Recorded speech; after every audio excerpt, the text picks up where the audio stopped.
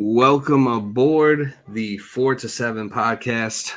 I'm Chris, along with Jerry, feeling kind of recovering from the baseball trip last week, which is why we didn't record last week. I did a baseball trip out on the West Coast. I actually didn't tell you this before, but I sprained my ankle before, like the night before I flew back. God.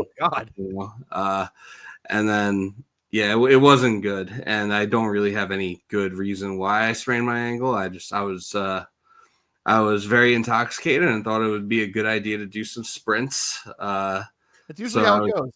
Yeah, I was doing sprints, and I was also I don't know. I think I was trying to do some cuts and stuff, and I don't know. I need to remember I'm not built different. I'm built incorrectly, and my body is very limited. So, that was a rough time getting back, and then my power went out. I got sick, so I basically felt like Van Morrison from the Last Waltz for about a week there, but back on the saddle, ready to talk some New York baseball. The vibes are high in New York right now. The Yankees snapped their 3-game losing streak. Mets beat the Diamondbacks last night and are currently up 1-0 on the Diamondbacks. The Knicks beat the Celtics. The Islanders won the NHL draft lottery. And Jerry's Liverpool Reds are Premier League champs. So vibes are pretty high. Jerry, how are you doing? Like you said, it was a good thing we didn't record last week either, because I was going through it last week.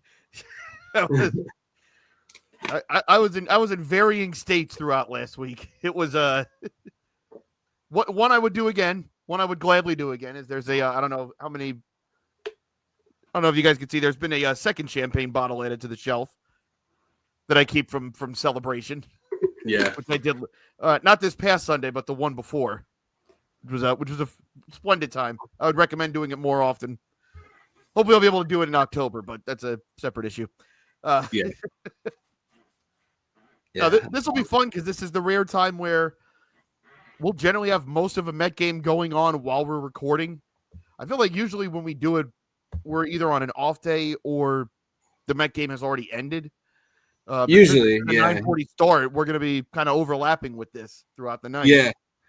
Yeah, we usually start when the early games are ending, and usually both of our teams are playing early, but it just so happens the Mets are in Arizona, they're running.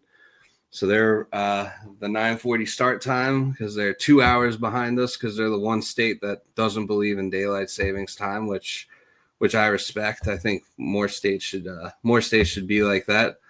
A lot to talk about. I actually have never drank champagne after seeing one of my teams win a championship because I've never been old enough to drink for seeing any of my teams win a championship.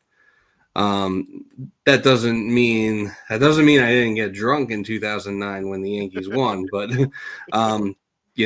champagne wasn't exactly accessible back then for me as a.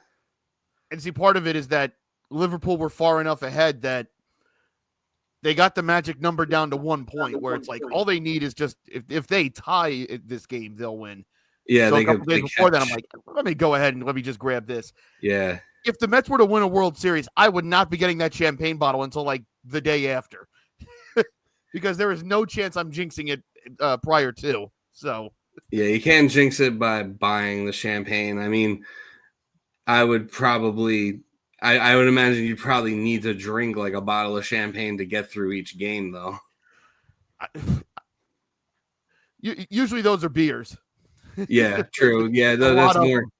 Yeah, that's more conventional for more conventional for watching the game, but yeah, nothing like a champagne is supposed to be the reward. Yeah, for the suffering. True. Yeah. Old beer has always been right there the whole time. Exactly, it's there. Pretty much. It's there pretty much to aid your suffering, but yeah, a lot to get into. Of the trenches. Yeah. But yeah, a lot to get into here tonight. We can start on the 4 train with the Yankees. They were on a 3-game losing streak. A lot of that, had to do with Devin Williams just not really being able to figure it out. But they finally end that losing streak tonight with a 10-run 7th inning. They went into that inning down 3-2.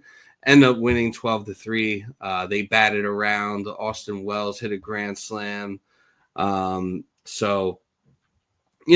Hopefully they're and Michael King actually pitched pretty well too. So, I'm glad that they won, and I'm glad that we didn't have to tat Michael King up too badly, because I do still love that man. But the same can't be said for Wandy Peralta, who I know we've used the term belt to ass quite a bit on this show.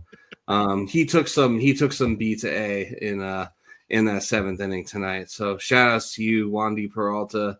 I believe he was another piece of that Juan Soto trade, which I would make 10 times out of 10.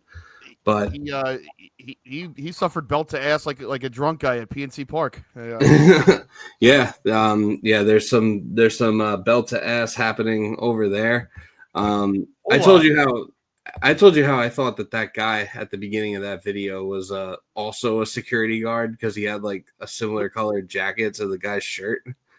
Wait. So the guy that took the belt off, that was not an employee? No, that was a security guard. Okay. I thought that the guy who was starting shit with him, at first I thought he was a security guard too, because like his jacket like kind of had that same shade of blue. So I thought that maybe he was like maybe it was like a coworker argument, but I don't know. I'm not sure what happened there, but that guy was a jackass. He also that guy had it coming. He also put his hat on the trash can, which was kind of crazy. He also put the said jacket on the floor to like try to fight him again after the dude, like, he didn't put the belt to ass literally yet, but he he got some good punches in there. And then like he like ran away from on the ground like that, or especially something you're wearing. Like they talk about like, oh, public places, you don't know what's been there. On the concrete of a public stadium, you really don't know what's happened there. That's insane. But Yankees get back in the win column. The Red Sox lost. So Yankees, despite going on a little bit of a skid, they had lost 5 of 7, and they lost the last 3 in a row before tonight. But so still in first place with a 2.5 game lead. Big takeaways now, I would say Aaron Judge is basically Barry Bonds. So you just, it may be May and maybe April, but you got to take that for what it is. Pretty much everyone else is, kind of pulling their weight right now as far as hitting goes. Like even Bellinger is like, as of late, not doing terrible. I would expect that to, regress back to the mean, but as of right now, he's put like together like a nice week of hitting. Paul Goldschmidt. Paul Goldschmidt very quietly, because he hasn't been hitting like a whole lot of home runs, but very quietly, Paul Goldschmidt having a very good, very productive year. And I feel like Goldschmidt's almost flying under the radar and like not really getting talked about enough, because like of 1, how good Aaron Judge is, and like 2, how bad Devin Williams has been. I tried being nice a couple of episodes ago about Devin Williams. Turns out that wasn't the right move, because anytime, pretty much anytime that dude comes in the game, it's gonna be a heart attack waiting to happen. He did have like a week where he seemed to have it figured out, but then he didn't have it figured out, got moved, got demoted to the 8th inning instead of being the closer, and then now it's like borderline. Now it's like borderline. Like I don't know if or when Devin Williams can really play. Like I'm not saying like never again, but he needs some time. Probably, he probably needs like a few days off before you roll the dice with him at any point again. At this point, I feel like you should do what the Mets did with Diaz last year, and that's just give him some low leverage situations just to get his confidence back. Yeah, maybe move him to maybe either move him to like the 6th or 7th inning, and or maybe just bring him in when there's more of a gap on the scoreboard, like either in either direction. But yeah, hasn't been looking good. It's a big reason why the Yankees do lead the league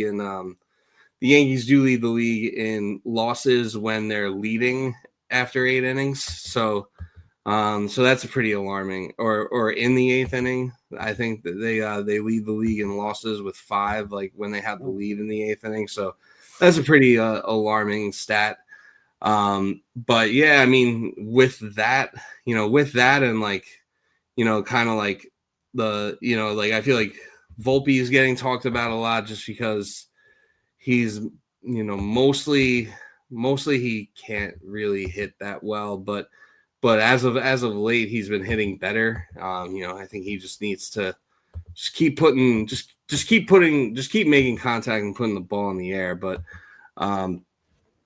yeah, like Paul Goldschmidt not really getting talked about, but yeah, I guess the biggest takeaway is it's a good start. It could be better, but I guess it's better that you're kind of, I guess it's better to kind of go through your bullpen woes now rather than later in the season, and hopefully you've got time to fix it. Yeah, you got time to fix it. You got time to potentially add to your bullpen. I think that's always an option, always something that should be done when you have the opportunity. Easily the most gettable at the deadline. There's always relievers. Yeah, there's always going to be relievers available because that's when their value is the highest and you can get the most for them. If maybe we could have a reunion with Dennis Santana. He doesn't get many save opportunities with the Pirates, but he's definitely been the Pirates' best reliever, and he's pretty nails when he does come into games. So there is a potential reunion on the cards for both New York teams, and I'll say it because I don't think he's officially announced his retirement. David Robertson's still out there, and David Robertson was still good last year at 38 years old. He was good with the Mets 2 years ago. I would take him right now. Wasn't he on the or he was on the Mets 2 years ago? I thought wasn't he on? Did he go to the Rangers? We did trade him at the deadline. Yes. Yeah. He went to the. Was he in?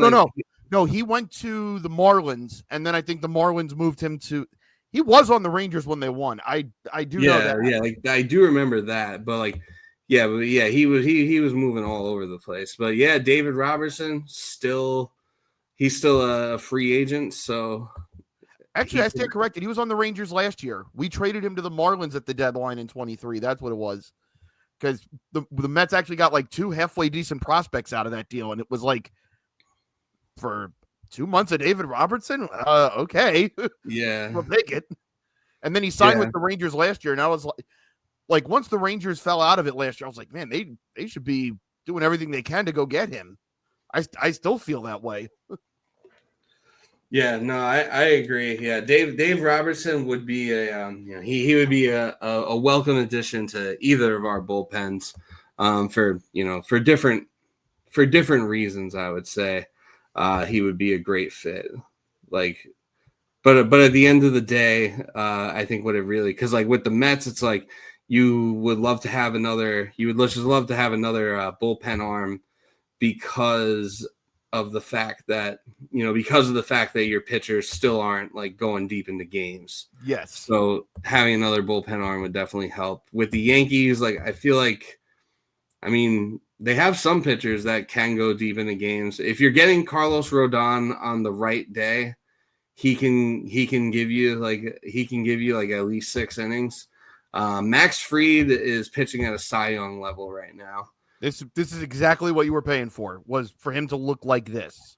Yeah, and like I was expecting, and I remember, some people clowning the Yankees when they made that signing, because it's like, oh, your response to losing Juan Soto was to like sign this 31-year-old pitcher to an 8-year deal, and it's like, hey, I don't know what he's going to look like when he's like 37, but right now he's looking like the best pitcher in baseball. Like I would say he's probably pitching, like right now he's probably pitching just as good as Garrett Cole pitches when he's at his best with the Yankees. This is why, like, I made no jokes about the Yankees signing Fried, because I was like, man, thank you for taking him out of the NL East, so I don't have to see him anymore. Like those are my exact words, because he is still the goods. And oh yeah. I think this was what, before the Cole injury, I think this is what Yankee fans signed up for. It's like, man, if Cole's just who he's supposed to be, and Fried just goes and does this, then we're right there. And he can't control the variables, but to Max Fried's credit, he's done what he's supposed to do. Yeah. Max Fried definitely doing what he needs to do. Carlos Rodon, depends on the night, but like half the time he's doing what he needs to do. And then it's never ideal when Cookie Carrasco is like your 3 starter, but they're but I mean they're making that work, I guess you could say. Will Warren probably still not ready, and I don't think Clark Schmidt is really like back to form yet. I mean, he's only had like a couple of starts since I think tonight was actually his second or third start since coming back from the IL. So I think the starting pitching should be in the market for another starting pitcher too, because obviously if you're going into a playoff series, like, and I like Clark Schmidt, but like right now you'd probably be looking at like Fried, Rodon, and then Clark Schmidt's probably your 3. And as much as I like Clark Schmidt, like I don't think he's right now, and I think you kind of saw it last year. Like he's probably not the ideal guy to be putting in like the game 3s that he had to start most of in the playoffs last year. Most of them didn't go well, so I would say he's probably not an ideal game 3 starter for you. So they should definitely be in the market for a starter and a bullpen arm, just to shore those things up, because I think right now the Yankees are being they're still being carried by more by their hitting. That's like the main reason, and also the fact that the AL East is actually kind of mid. I was going to say that's the one thing that's in your favor. Is I feel like, I wouldn't say you guys are head and shoulders above everyone else in the AL East, but everyone else behind you definitely has their problems, and kind of are major red flags for each team in one form or another. Yeah, I think everything that we've said about Boston has kind of come to fruition. And then add in the fact that Casas is done for the year. Yeah, and they just lost Tristan Casas, so that is a pretty big blow for them. They have nobody besides Crochet that can pitch. So they're probably still, they're probably still another year or 2 off from really being a problem. The Blue Jays, are only 2 games under 500, but they have a minus 33 run differential. It just seems like they're missing something. Probably pitching. It seems like they're lacking in that regard. The Rays are quietly not doing terrible. I mean, they're 16-19, but they only have a -1 run differential. But there's still probably just not enough there. And then the Orioles are just like a complete shit show right now. I did not expect them. Completely failed. What's that? Ooh, that could be bad. I don't know who it was for the Diamondbacks that just hit a double, but Nimmo went to go plant his foot, playing the carom in the left field corner, and he pulled up. And Mendoza and the trainer are both looking at. Okay, now he's holding like by his knee. That's not. Oh boy. Yeah, I think my stream's a little bit behind your stream or your TV. to me it looked a little bit like he pulled a hammy, but yeah, this definitely isn't a good sign. I mean, I see the managers coming out and the training staff. Doesn't look like Nimmo's going to be able to. Doesn't look like Nimmo's going to be able to stay in this Yeah, game. I think he's unless they're asking him to test it out. Or if he, I don't think they're walking him back to the dugout. At least not yet. Ooh, that's not good. That's not good. I just saw the replay. That is not good at all. Like he, because it was like a non-contact. Like he was waiting for the carom off. He was waiting for the carom off the wall, and then like when he stepped onto the dirt of the warning track, it was like now he's grabbing. Like he stopped at the edge of the outfield grass, and then as soon as he went to go plant his foot on the warning track, it just gave.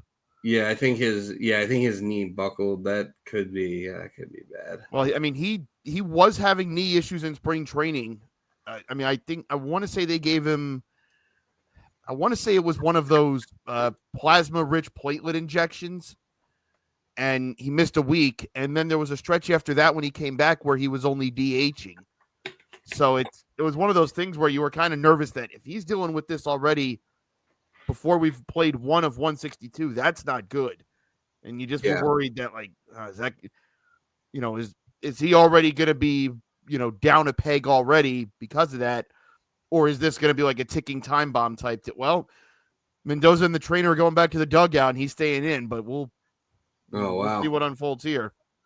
That's shocking. I mean, yeah, he looked like he was trying to run a little bit. Yeah, I don't know. I would probably take him out. I mean, who would be like your what would you do if Nimmo couldn't play? Like, who would you put in left field then? Would it be McNeil? So it would be him. Technically our fourth outfielder right now is Jose Azocar. They could play Acuna in left only because I know they have played him in the outfield ever since they traded for him. I feel like that was more of a center field thing at the time. But maybe you just hope that his athleticism, especially because out of the outfield spots, like left field is where you can quote unquote hide somebody. Yeah. But Acuna's just so explosive that it's okay. Maybe he's never played an inning there, but I mean, Acuna is probably the fastest Met I've seen since Jose Reyes. And maybe that covers enough of it, but yeah, maybe. But even then, you've got McNeil just coming back from a knee thing. It's like you want to put him out there in left field at this point. Like, maybe that wouldn't be good on him. It's definitely not ideal. So, yeah, I guess it's hopefully hopefully it's crisis averted and you don't have to really worry about that. But yeah, that didn't look good. But I guess he's fine. With the AL East, the Orioles' decision to not only not re-sign Corbin Burns, but really their only other addition was 41-year-old Charlie Morton, where I think Grayson Rodriguez came into the spring with an issue, and that's continued. And there's no real timetable for when he's coming back yet. And then the rest of their rotation is Dean Kramer's all right, but I don't think that's someone you can be the centerpiece of your rotation. They should get Kyle Bradish back at some point this year, but that's probably going to be after the All-Star break. So the fact that the Orioles didn't move heaven and earth to get Burns back after how good he was last year, and I know he hasn't had the best start in Arizona, but if you're the Orioles, like your window's open now. You have proof that Corbin Burns can pitch in the AL East. You got it last year. He didn't lose his playoff start because he was bad. He lost because the offense didn't show up. And the fact that they just didn't plan at all may have already sunk their season. That's a huge, there's the old expression, you don't really win anything in April, but you could sure lose stuff in April. And the Orioles are in such a hole at this point because they just can't count on any pitching. Might have already sunk their season. Yeah. And the Rays have some things. I just don't know if it's going to be enough. Junior Caminero looks decent. He hasn't lit the world on fire. By the way, that's someone that we never thought about for AL Rookie of the Year, but Junior Caminero, I mean, if he really finds another gear, would absolutely be a AL Rookie of the Year candidate.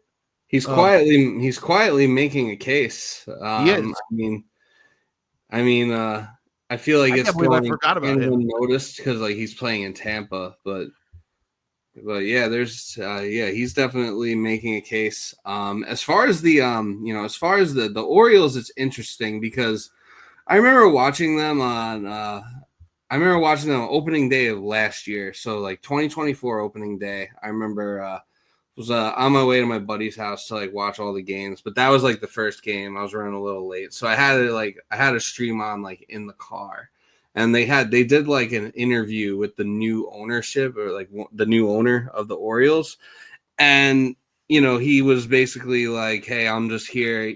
I remember him being like, basically, I'm just here to invest whatever resources they need, but like I'm letting the baseball he's like, I'm staying out of the way. I'm letting the baseball people do their jobs, and I'm gonna, and I'm going to provide them with what they need to like, put out a winning team.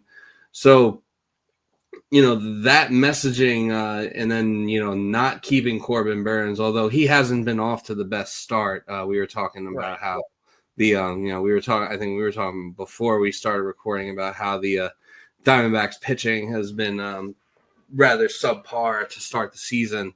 But yeah, like the messaging just kind of didn't line up with their offseason and just the moves they made. Like, if you have a season like that and like that's the messaging, you would think like you'd be in a mode to add.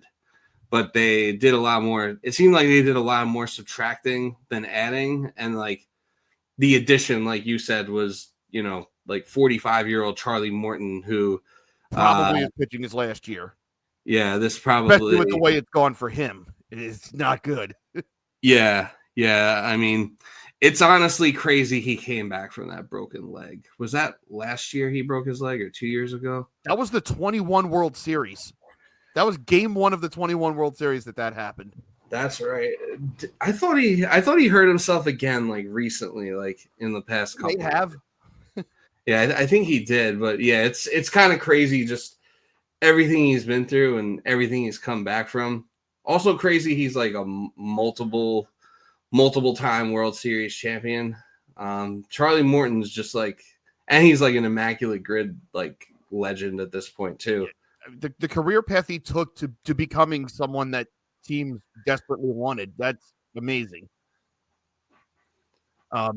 But yeah, you bring up a good point with the ownership last year. Like they talked a big game, and especially in Baltimore, where they just wanted an owner who cared. It's like Yeah, they don't care about ideally, yeah, you keep Baltimore, but they Burns. care about the sports. Yeah, it's like yeah, ideally you keep Burns, but it's like even if you decided to not do that, like to steal from the meme, like you could have replaced Corbin Burns in the aggregate. Like, Yeah, you could have built a contending rotation, even with the corollaries of, well, we know Rodriguez and Bradish are hurt, but we'll worry about that when we get there. And the fact that it just looks like they didn't really add anything to it at all. Like, if I'm an Orioles fan, I've got to be thinking, did we just get the rug pulled? Are we about to get the exact same ownership that we had for 30 years?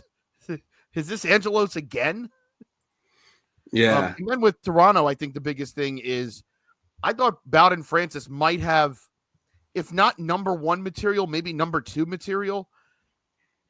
And it just has not happened whatsoever. yeah. It hasn't clicked for him yet. Yeah, like, and then the Rays, like, it kind of just like they're not necessarily a bad team. It just feels like they're on the wrong side of a lot of close games. So yeah, there's you add all that up, and it equates to a 2.5 game lead in the AL East. The AL in general is it's not looking as good as the NL, but I'd say it's still, I still think it's going to be a pretty tough league to get through. I mean, the A's kind of came out of nowhere and they're in a playoff spot. The Mariners like actually look legit for once, and they have an offense. It's wild. Yeah, it's like, and like they always had an offense in theory, but it's wild to actually see them doing it. And then you got like a three-headed monster in the AL Central. So yeah, obviously still a lot of baseball left for Yankees to get through. But they're in a pretty good position. It's a little frustrating that they could be in a better situation if not for mostly Devin Williams, because let's be real, like he's pretty much the he's pretty much been like the common denominator in a lot of the losses the Yankees have had, especially recently. Also, shout outs to the funniest thing that I've seen in the Discord this week. I don't know if you saw this, Chris, but I believe according to Case, the Mariners offense is being led by Randy AstraZeneca. AstraZeneca. I don't know if Case was doing a bit, but he was coming up with different names for Rosarena, and I don't know if he legit couldn't remember or he was just like, I screwed it up once. I might as well just run with it. Randy AstraZeneca. Funny. Yeah, I can never tell with him, but there have been some times where he's had some pretty good he's had some pretty good name mispronunciations, but I can never tell if he's if he's fucking around or if he like doesn't know how to pronounce the name. Sometimes it's the unintentional that are the funniest. Yes, absolutely. But yeah, I mean, would think, given the way we were talking about the Yankees, and I know the way you said the Yankee fans were talking about the Yankees going into the season, if you had said on March 25th, hey, this is where you're going to be on May 6th, everybody take. Yeah, I think you got not knowing that Devin Williams was going to be this, but hey, you're going to be in first place by 2.5 games. Max Fried is going to be looking like the pitcher that his contract says he is, and actually looking better into right-handed Bonds. You take this. Yeah. I actually think he's you expect him to look good for that contract, but I'd say he's looking even better, to be honest. Like I think there should be a case for. I think he should have a pretty serious case for the Cy Young as of now. I mean, Scooble's probably still the front runner, but there's if he keeps this up, there's definitely a case. Oh, absolutely. Yeah. So, but you definitely. Cole had just gone down, and there was so much uncertainty elsewhere in the rotation, and I mean, I think there still is to this point, but like given the doom and gloom that was going on. Yeah, the doom and gloom after Cole got hurt. I feel slightly vindicated because I think I said on this pod, like, even if my expectations weren't super high, I did say that I wasn't gonna just like write the Yankees off or say that their season was dead after Garrett Cole went down. So I feel kind of good about that take. Some of the other takes I had, not so much, but yeah, we're in a pretty good spot. You definitely sign up for it, and you just I think between if you could get to a point where A, Boone can stay out of the way, and B, you get Devin Williams right, I think that you'll have a chance against anyone. But still a lot of game left. Obviously, we are wrapping up our series with the Padres tomorrow. And then we got tomorrow we got it's Dylan Cease versus Max Fried tomorrow. So that's actually a really good pitching matchup. That'll be fun to watch. A lot of pretty good pitching matchups tomorrow. Actually, you also got you also have Hunter Green versus Grant Holmes. That should be a fun one. So I know Senga pitches for us tomorrow, and it's Merrill Kelly. Against Merrill. Not a headline game, but pretty good. Yeah, pretty decent matchup. And you also have the immortal Charlie Morton going up against Woods Richardson, and then you got Jackson Joby pitching tomorrow as well. But so, yeah, definitely. Oh, that actually should be. That's I think when we were talking last time about the Rockies, Chase Dollander is the guy that was like their highest ranked ever pitching prospect. That's right. Yeah, he's pitching. And he's the guy that they're like, this guy should be Coors proof. So I know it hasn't gone well for him relatively so far, but it's like, what has for the Rockies. So there's that. Yeah, they might be finding they might be finding their way into the nope season if they keep this up. Yeah, That's that's pretty it's potentially pretty as a bad. 1 seed. Yeah, they have Jesus Christ. They have 6 wins. It is May 6th and they have 6 wins. That's It reminds me of one of my favorite quotes from John Madden when they always asked him, did you ever get discouraged always losing in the AFC Championship game or not getting the Super Bowl? And he goes, no, because all you ever needed was a first down here or a call there, and you'd have the win. The teams that had to be upset were the teams that won 2 games. yeah. So it's like, as much as we might stress the Yankees and Mets on this show, like, all right, we have fixable problems. Yeah, at least I don't know the Rockies have fixable problems. Yeah, at least we are not Rockies fans. Then after we finish hosting the Padres, we then head out west. We'll be going to Sacramento for a 3-game set against the A's, and then next week, starting Monday, which is my birthday, we'll be playing the Seattle Mariners. So, 2 teams that are currently 1 and 2 in the West, both both playoff teams with very similar records to the Yankees. So, I think that I think like number one, obviously, if you tell me like mid-March, like, oh yeah, like, early May, you're going to be in first place, and most of the teams in your division are going to look kind of shitty and be having a lot of issues. Obviously, I sign up for that. But if you also told me, yeah, when you go out west, your measuring stick matchups in the American League are going to be the Seattle Mariners and the Athletics of Sacramento. I probably would have asked you to pass me whatever you were smoking. Well, to be fair, I think we both said before the season that the A's might be The something. A's, I don't think we nailed it on that they'd be a playoff team, but we thought, hey, there's enough there to be interesting. yeah, the A's are doing it. Kind of nice. They definitely have the hitting.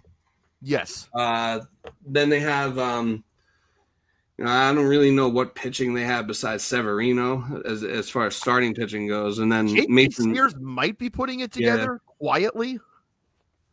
Yeah, very quietly. And then Mason Miller is still one of the best closers in the game, so they have that. But it's kind of a matter of it's kind of a matter of their bats, like Rooker and Soderstrom, Shea Langoliers, all those guys. Like they just called Kurtz up, and he was a top 5 pick last year. Yep. And They didn't even send him to Double-A. They sent him to Triple-A to start the year. That's how much they believed in him, and he was killing it there. Yeah, and the Yankees just elevated George Lombard to Double-A, which it says a lot of things. It does say a lot about that in the Discord yesterday.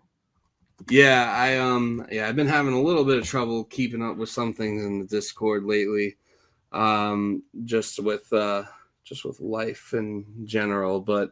I mean, he's only 19 years old and he's already in Double-A. Usually the Yankees love to take their sweet ass time with their prospects, and we'll be talking a little bit more about prospects later in the show. But for him to make the leap that quickly, it's definitely encouraging, because I wasn't expecting to see him until maybe like 2029 or like 2030. Now it feels more like, if he keeps killing it in Double-A, I don't want to get too far ahead of myself, but if he keeps killing it in Double-A, gets to Triple-A, does well there, has another good spring training, I mean, could we be talking about him on the team next year? Could he be a September call up this year? Anything's possible there. So as Aaron Boone would like to say, it's all right, and it's all out there in front of them for the Yankees. I was going to try to avoid that, but Yeah. But it does make you think, like, are they sending a message to anyone on the team right now with that? Is that Lombard potentially taking the shortstop job? Is he definitely going to be a third baseman? Is that, Yeah. I mean, you this know, was part tested of out the right now? Discord. This was part of the Discord conversation I actually was kind of present for. But where I think Stefan asked if like they're trying to like send a message to Volpe or light a fire under Volpe, and I don't really know what fire there is to light under Volpe. I think he kind of just is what he is as a player. I mean, he's still pretty young, so like there's still time, there's still time for him to improve. And overall, his defense is pretty good, although he doesn't make plays when it matters the most, which kind of annoys me. Not gonna lie. So I even think his defense might be a little bit overrated. But I think George Lombard looks very promising. So I mean, if he's we do need a third baseman, and shortstop, I would say we could use an upgrade. So I mean, if Lombard can kind of fill that hole that we have at third base, because that's still, I love Ozzy Cabrera and Ozzy Peraza, but having them as your platoon third baseman just isn't really going to be sustainable and isn't really going to cut it when you get to the playoffs and you actually need production like out of third base. Like that's supposed to be like that's supposed to be like one of your pop positions, one of your high octane offensive output positions. So, they're definitely going to need something there. So hopefully Lombard can, keep it up, keep going on the right trajectory, and be in the big leagues sooner than we think. Because we all know how much the Yankees love to, they love to manipulate service time and, basically wait until the last minute to call some of these guys up. So it's like definitely a breath of fresh air that he's, called up sooner than you would expect. Jason Dominguez still technically has rookie eligibility, doesn't he? He does, yeah, which is kind of wild to think about. But I mean, he got called up in 2023, and then he didn't play enough games because he had the season-ending injury in like September. That's right. I think it was a knee injury, if I remember correctly. Oh, it was UCL. Yeah, that's right. He had a UCL injury, and then he played like a little bit last year, but not enough. And then they didn't activate him for the playoffs or anything. So yeah, this is technically Jason Dominguez's third rookie year. Well, I mean, Luis Hill had 4 before he won Rookie of the Year. So yeah, very true. Yeah, so definitely a breath of fresh air that maybe for once they could actually be taking advantage of a young prospect if he is ready. So we'll see if Lombard can keep it up. But that's pretty much all I've got as far as the Yankees go. You want to move on to the 7 line and your New York Mets? We can do that. Let's do that. So let's give us your we're here. It's May 6th. Give us your State of the Union. Well, the offense is somewhat coming along here, although. Okay, I thought Soto maybe had just hit another opposite field home run. It hooked foul. Soto's getting there. I mean, he had the 2-homer game last week against the Diamondbacks. I mean, he's just been absolutely hitting lasers everywhere. The problem's been is that they just keep finding gloves. I mean, he had the worst luck over the weekend in St. Louis, which they keep losing these 1-run those have been the general margins for them this year. I don't think they've had a blowout loss yet. And as I talk right now, they're down 2-1 in the 6th. Yeah, they haven't lost 3 games in a row yet, and like every loss like after that 7-game win streak has been by like 2 runs or less, I think. Yeah, it is frustrating because you're seeing parts of the lineup absolutely do it. I mean, Pete's been the best hitter in the NL to this point. Lindor's beaten the usual April struggles. He's hitting just under 300. He's been great. Low key, Pete Alonso. If the season were to end today, Pete Alonso should be NL MVP. Not a crazy case, and this year legitimately might have an all-star case. The last 2 years, I don't know, but this year, as of right now, he absolutely belongs there. It's not going to be like it's not going to be like a DEI all-star spot where they're just putting him there so he can play in the Derby. It would be like well-deserved, or stealing an all-star spot from his teammate Lindor. He's like playing on the same level. And yet, you look at the lineup, and I mean, I know Nimmo might have done something to his knee here tonight, but he's had his struggles outside of the 9 RBI game against the Nationals. Mark Vientos slowly seems to be hitting his way out of this. Jeff McNeil, I think it's still too early to tell. I think he's only had, I think the sample size on him is still too small to really draw anything at this point.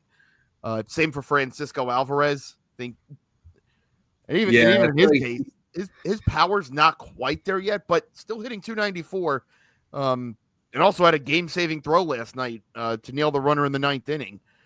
So you feel like, okay, you can kind of see where this offense is going.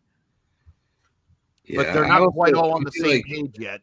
Right, yeah. And I also feel like I feel like Alvarez maybe hasn't had really enough reps yet. Like, I feel like he's still like getting I feel like he's still getting like back into form, like getting into his groove. And I feel like he's always been kind of hot and cold. He can be. And even his one home run this year was to the opposite field. So it's like, okay, he does like you said, it's just, I don't think he's run up enough at bats yet to where I could say anything that, oh, well, this is definitively how his season's going to be. And it's, we still have a lot of time there.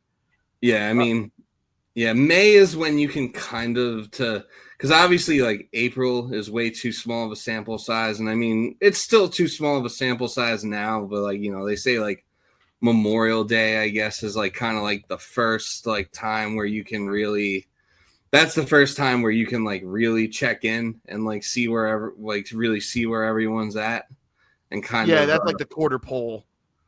Yeah. So we're a few weeks, we're still a few weeks off from that.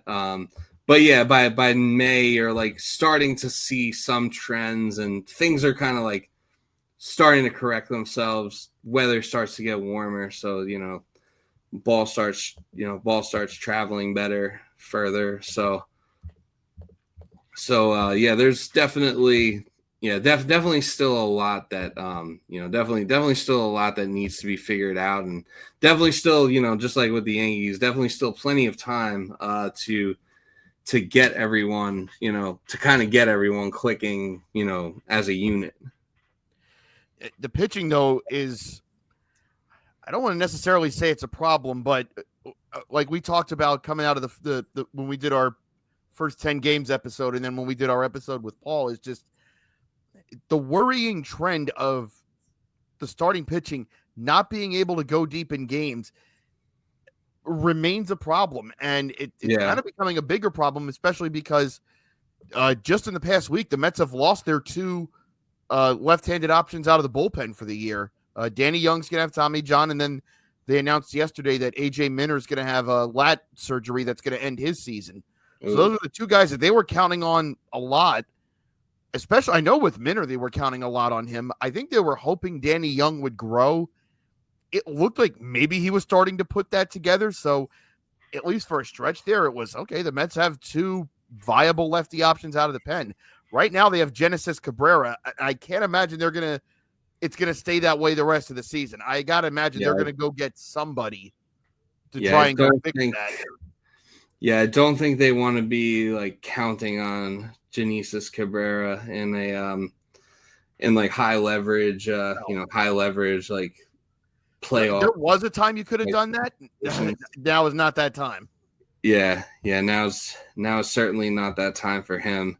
So yeah, I mean, Mets definitely also, 'tis the season to be in the market for bullpen arms. I'm sure we'll be beating that. We'll be beating that to death, like between now and July 31st. Until one of our teams, makes a move. But yeah, I definitely feel what you're saying with the obviously the innings. The innings eating has been an issue for the starters. I mean, quite frankly, right now, Clay Holmes leads your starters in innings pitched, and he has gone through the. He's gotten to the sixth inning like once or twice. He's gotten past. I'll pull up his game log. So he went 6 on Friday night. They won that game. He went 6 against St. Louis in the game at City. And then he pitched into the 6th against Miami on April 8th. And that's it. So, yeah, he's done it 3 times. Yeah. And Peterson also right now is going into the 6th. We'll see if he completes it. Yeah. But it is wild that, as of this moment, it is wild that Clay Holmes leads the team in innings pitched. He also hasn't given up a single home run this year. No, but most of the staff hasn't. Yeah. I mean, Canning only has given up 3. McGill's only given up 2. Senga's given up 1, and Peterson's given up 2. No one's really given up too many long balls, but it's crazy that he hasn't even given up 1. He's kind of off to, obviously it's a different circumstance because he's a starter now, but he's kind of off to a similar start that he was with the Yankees as their closer last year, where like the first 2 months of the year, he was just like unhittable. Well, I wouldn't say he's been perfect. Like the opening day outing against the Astros, it was like, okay, was spring training a mirage? And there are pockets in each start since where it's, okay, he's kind of figuring this out. And you got to be kidding. You're never going to guess what this. Uriel just went deep. Oh, man. Okay, yeah, I'm way behind because I just saw Naylor get walked. So my stream is way behind. Oh God. Yes, I don't think Peterson will be completing the 6 tonight. That'll probably be the end for him. Yeah, no. So God Almighty. Yeah, and this is the frustrating thing is because it's like I can't say any one of those starters have been outright bad. No. But they also aren't putting hitters away, and you're getting into a lot of these situations where guys are at 80 pitches by the 5th or early inning. I think there may have been. I know Senga went 7 or might have even went 8 against the A's, and I think that's it. I think he's the only one that's gone 7 in any start, and that's just not conducive. Even if your bullpen's good, like it's just going to run out. Max Kranick threw 20 innings in April. That's it. If the Mets are going to make the postseason and he just does that every month, he's not going to by the end of the year. He's not going to have an arm by October no. if you keep going. Razabon's already thrown 21 innings. Kranick's at 21 total. Jose Budo's at 19. Reed Garrett's only at 15 1/3. He felt a lot higher than that. There's been a whole big thing over the past week. The Mets have really limited their use recently of Edwin Diaz, even in games that have been close. And it's, okay, are they just trying to preserve him because it feels like they think he's been overworked so far? Or are they trying to save it for later? Or is there something else going on here? Because that's a very interesting thing to be at the end of April, start of May, and be picky about where you're using your closer in tight games. It's probably, honestly, the reason that Arizona won the series at City last week. Both the games that Arizona won were games where they tacked on in the 8th and 9th inning. And if they had used Diaz in one of those games, the Mets probably come back. Instead of it being a 3-run game going to the 9th inning, it could have been a 1-run game going to the bottom of the 9th inning. And that could have went in any direction. Yeah. And it's just it's very frustrating because like you see the talent, but it's like strikeouts, Matt. Like you've got to be able to put guys away instead of running up. I believe it happened to Holmes on Friday night where I think it was in the 6th inning. He was in the low 70s with his pitch count, and it's, hey, if he gets a quick inning here, he should get the 7th at least. Right. And then he had a 13 or 14 pitch at bat against Mason Wynn. Next thing you know, he's up to 85, and that was as far as he was going to go. So that right now feels like the fatal flaw. It feels like whatever struggles the offense had early on, they're hitting their way out of it. I just wonder how long the pitching's going to be able to hold up under this kind of duress, because this is kind of what we're seeing tonight. And similarly, because it's frustrating, because I've said it on each of the last 2 episodes, the people who continue to I'm drawing a blank on the word, but the people that keep putting the Tyler McGill propaganda out there every April, your day in court is coming. The Fell For It Again award. The Fell For It, and you people are the same ones that deserve the Fell For It Again award, because I knew exactly what was going to happen. You fell for it. You're getting the Fell For It Again award at this point. He should be a reliever. He is good for 1 turn through the order. Every time against the first turn through the order, he looks like Jacob deGrom. And then by the 3rd turn through the order, he looks like Tim Redding. So, but on the whole, it's interesting to see that they've used Edwin Diaz like this, and that Mendoza's kind of gotten some scrutiny, and it's maybe he's got a master plan. Maybe he's just trying to think like, hey, look, I can't have Edwin Diaz be dead like this in April. It's, hey, if Kranick or Garrett get hurt, like, look, we can find someone, but we can't have our $100 million closer be this cooked in April. Although it does concern me. The game last night, Dednell Nunez made his first appearance of the year. He walked all 3 guys. That's kind of what allowed Arizona to get back into the game, and it ended up being as close as it was. Garrett came in 5-1, right? And then they ended up winning like 5-4. Yeah, and it was that tag out by Lindor in the beginning was sick. But it just does make me wonder, like, did they break Nunez last year with how much they used him? I hope not, because I said coming out of last year, he looked like a legitimate weapon out of the bullpen that, you're going to need. And it might be one of those things, much like you said with the Yankees. I don't think it would be out of the picture or out of the question for the Mets to be in the market for a starter come July. Now, whether they go big game hunting, and I said Sandy Alcantara, I stand by that despite his numbers. I feel like if you got him into a better situation, he needs to change of scenery. Or whether they just get a proven playoff performer. Yeah. You just go get someone that's been there. Like, say if the Rangers were to fall out of it and Nate Eovaldi became available, like, I would be absolutely in for that. I'm still mad at the Yankees for just like letting him go. Like, to be fair, you were not the only team that didn't see it. Like, the Dodgers didn't see it, the Marlins didn't see it. The Red Sox saw it in the World Series, and they were like, "Yeah, we're all set." Yeah, So I feel like, and like there were times where the Yankees missed it. There were times where he pitched well for us too. Like, I don't know, I always saw something in Nate Eovaldi, and it's it's kind of wild that he's carved out as good of a career as he has after that. But I thought, he just, like, everywhere he goes, he's just efficient, and he may not be an out and out number one, but he will give you number one stuff. He'll give you number one stuff. He's always going to give you innings. He's just like the quintessential professional pitcher. And we just kind of, we just kind of let him go. And if you get in the playoffs, you know what you're going to get from him. Yeah, that too. He's and going to keep you in the game.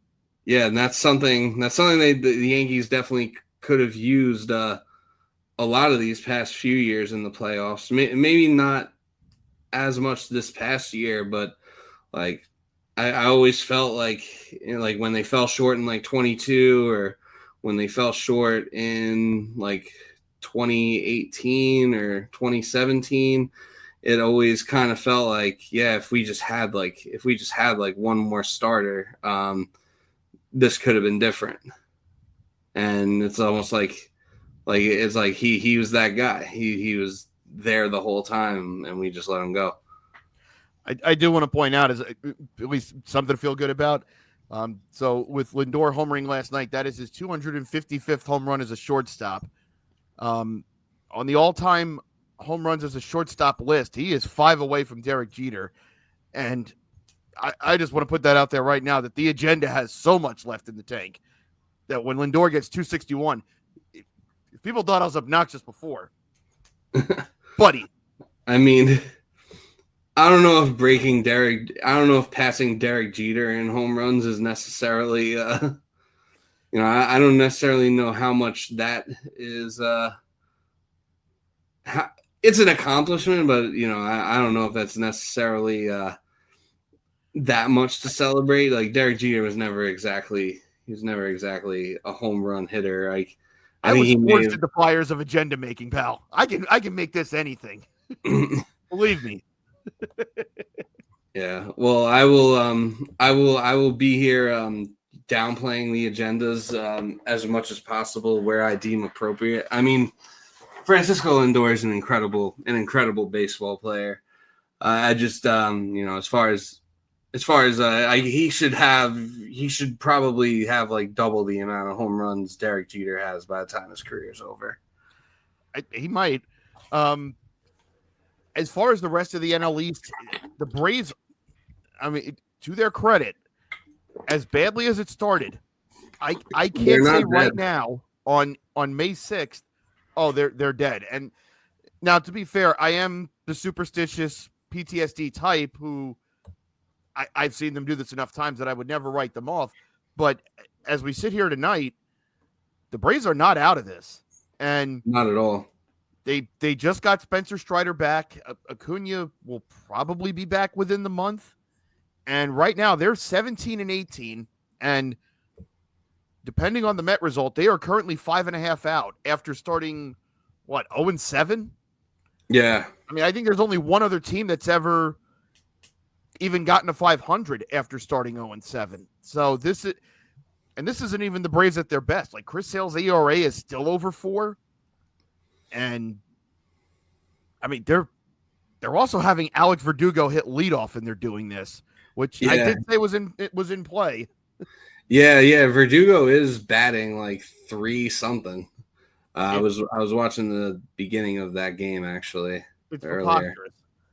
Preposterous. We did, but then he grounded out. I was like, okay, that's the Alex Verdugo I know. Now we did handle the Phillies we did sweep them at City, but obviously, we still have a few more. We don't play the Braves until the middle of next month, which is also crazy. That'll also kind of tie into what we're going to talk about later. The Phillies do worry me because I did think Jesus Luzardo could be someone that strengthens that staff, and he has, and they've kind of needed it because Ranger Suarez just came back this past week, and I think it was against the Diamondbacks, and they hit him pretty hard. Aaron Nola might be busted. I mean, he very well might be cooked. And I don't say this as like a talent thing, but like also he has been for as much as you can have a workhorse pitcher at this point in baseball, Aaron Nola's pretty much been that his whole career ever since he got called up. And you just figure at some point after 7-8 years of being that guy, like the innings take a toll on you. And I think it may have gotten him. Now, Zach Wheeler's still Zach Wheeler, and Christopher Sanchez has turned into a nice number 3 option. I will say, though, that for as good as the starting pitching's been, and you still have to respect that lineup. I mean, I'll get the jokes off about the playoff series from last year until I'm dead. But you do have to respect that lineup. They've done enough over the years to where you do fear them. That bullpen is very gettable, and I think they thought that they were fixing that. I know they wanted to keep Jeff Hoffman. I think he got a richer offer than they were willing to give, and given the stories that we heard about Hoffman's medicals in the offseason, I can understand not going there. I thought they had gotten a nice move in Jordan Romano because the Blue Jays had non-tendered him. It's like, how do you let that happen? If the Blue Jays are serious about being a playoff team, how do you let them get there? They might have known. They might have known what they were it doing. looks like they knew something was up with him too. And and just relievers is just very volatile in general. So there's always like a lot of variance there. I mean, like they're like hanging, they're still hanging like as a wild card team at the moment. And they're probably, even though I really wouldn't sleep on the Braves. Oh no! Right now, I'd say the Phillies are probably like more of a direct. Phillies are probably still more of a direct threat to you in the division right now. I would say the Phillies, they are always good for at least for one stretch every year where they just get super hot and they look like the best hitting team you've ever seen. That's kind of been a staple pretty much ever since they got Bryce. There will always be, and it usually feels like June, where nobody gets them out. They haven't had that yet. So there's that. I was going to say with their bullpen, it's a twofold thing because the Met lineup should have confidence against the Phillies bullpen because we saw how the NLDS went last year. But also, that might have broke them because it feels like they have these issues against everyone else. This is starting to look more like the Phillies bullpen that before they made that breakthrough into the playoffs was kind of what sunk them from 2018 to 2021. They would be in it. You'd look at that lineup and go, all right, there's enough there. You look at the rotation and go, all right, they got Nolan Wheeler. They could probably piece the rest of that together. And they're in contention. And then inevitably come around August, their bullpen would tank their season. That's kind of what the Phillies bullpen looks like right now. And like we said, there's always an abundance of relievers at the deadline. So maybe that could fix it. But yeah, I'm sure it'll be a very competitive market for relievers. As you said, I feel like of the two teams chasing the Mets at the moment, I fear the Braves more because I've seen them do it. And I've seen them do it to us when we had a better team. Yeah. Like the Phillies are still good, but I feel like they're not really as scary. Like, yeah, they're going to have that stretch probably in a month or two where they're just hitting everything, like, Schwarber, Harper, Bryson Stott. Everyone's just like on fire, clicking on all cylinders, and it's like impossible to get these guys out. But eventually that'll probably come back. That'll probably come back down to earth. And yeah, I just really outside of Wheeler and Sanchez, I really don't think the pitching is there for them. I would put Luzardo in that category. Now, Luzardo has quietly been having a pretty good year. Now, granted, he hasn't pitched in one of the big series yet, so that's understandable if you want to put qualifiers on that. Yeah. Also, we do need to touch on this. The Mets played the Phillies. It was the Phillies' first series after the Pope died, and Nick Castellanos went 1 for 12. I believe that ship has sailed. For now. I think I think that we'll have to see, like, because every once in a while he'll skip a tragic event. I don't know if that's a big one though. That's the Pope dying is a really big one, and I remember because I actually did bet on Nick Castellanos to hit a home run like the morning when I woke up and found out the Pope died, and I was like, yeah, there's only one thing to do right now, and I remember going on FanDuel and I was about to put the bet in, and then I guess so many people were betting on him that they put a lock on his odds temporarily. There was 20 minutes where he was just locked and you couldn't bet on him. We have strayed from the light. Yeah. Every day we stray further from the light. So I mean, the bit might be on hold for now. But I'm just gonna say, just wait. I would just say, just wait until whatever the next big thing. It might be tomorrow. Yeah, it probably will be tomorrow, as a matter of fact. So also, I'd be remiss if I didn't mention this on the Mets portion of the show. R.I.P. to the homie Seymour Wiener, the very first meme of the 2024 Mets has left us. The team very classily announced that last week. I had people messaging me. They're like, "Is that real?" I'm like, "Oh, you don't know the legend of Seymour Wiener, do you?" Yeah. Pull up a chair. I got some time. But yeah, an actual a real life veteran, as we found out after opening day last year, an honorable man, and we thank you for one, your service, and two, for what you helped to start was a magical season. So my condolences to his family in all seriousness, and Agreed. R.I.P. to maybe the realest one in Seymour Wiener. Yeah. Yeah, no, agreed. R.I.P. to the Mets Glizzy King, the face of Dollar Dog Night at Citi Field. Yeah, he was the first. He was really the first, I guess, meme of that season. He kind of paved the way for Grimace and for So many Candelita things. and all the things that ended up happening last year. It started with Seymour, so yeah, R.I.P. to him. Condolences to his loved ones. You got anything else with the Mets you want to touch on? I remain consistent in what I've said about Soto and I know the home run totals aren't quite there yet, but the at bats have been fine, and Yeah, everything I've seen on the Statcast data, it's like, yeah, like sometimes you're gonna hit ones that just find gloves, and it's, you can, as the old adage goes, you can have an 0 for 4 day and hit 4 balls on the screws. You can go 4 for 4 and have 4 broken bat singles, yeah, and or he even had a ball in St. Louis over the weekend, and this isn't the one that Keith said, it was a oh, well, that home would have run been a home run, stadium. because that was to left field.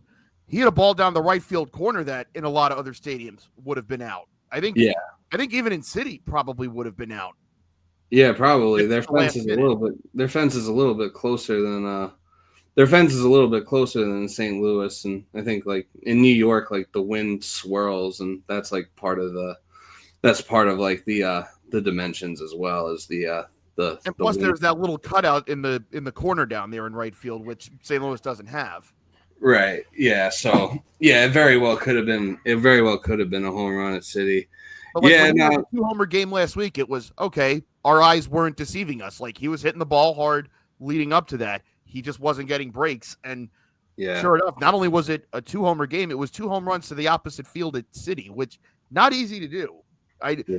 I know it's not the original dimensions of City Field, which were extra hard, but that still no small Yeah. feat to go oppo to left field twice. Yeah.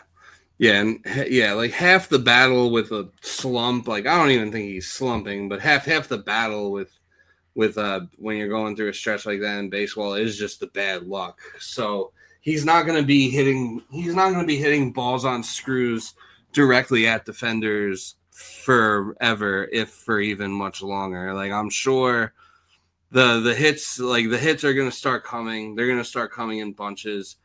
The power is gonna work itself out. Like there's really nothing to there's really nothing to worry about it. I think in that little clip of the YouTube short that I posted of your rant, I think you pretty much nailed it. That we go through this every year. Francisco Lindor, Soto's an even better hitter than him. Like you really don't believe that he can get it together. Like it's got to be something wrong if that's the case. If you think that way, so yeah, I think it'll all come together for Soto. So who do you guys have after the Diamondbacks? Who do you guys play next? I know you guys play the Pirates next week. Yeah, they will be the Monday through Wednesday series. So we have the afternoon game with Arizona tomorrow, And then you play the and then Cubs. we're home for the Cubs. Well, that'll be a big series. And so, interestingly enough, so the Cubs don't have a starter announced for Saturday, but they do for Sunday. Although I guess Saturday would have been Imanaga's spot, but he just went on the IL. Yeah. We'll face Jamison Tyone, who he's been all right. And then we'll face Matt Boyd on Sunday, who's actually been kind of decent, surprisingly enough for them. We do face Skeens on Monday night, so we'll see how that goes. Skeens I on will my be at birthday. trivia, so I don't know how much of that I'll see. True. Yeah, got and it. then Senga versus Keller on Tuesday, and then Clay Holmes versus Bailey Falter for the Wednesday game, and then we go to the Bronx. Oh yeah, that's right. We go to the Bronx and for Subway Series and I guess the rivalry weekend as they call it. Sure. I guess that would be a good segue into our next topic. Although I guess we'll take a brief pause. We're gonna put this out as we're gonna put this out as one episode, and then we'll we'll segue into that coming up in the next video. So thank you all for tuning in, and we'll be right back.